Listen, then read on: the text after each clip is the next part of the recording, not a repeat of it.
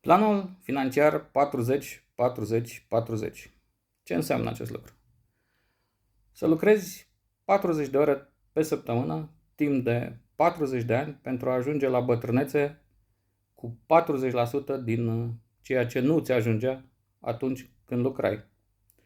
Vă dați seama că încă ne mai pregătim copiii pentru acest plan financiar? Încă mai pregătim roboței pentru epoca industrială de mult apusă?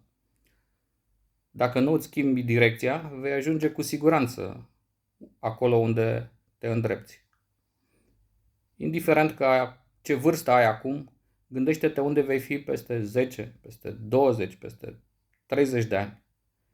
Preferi să ai un job și să speri că la bătrânețe statul va avea grijă de bunăstarea ta?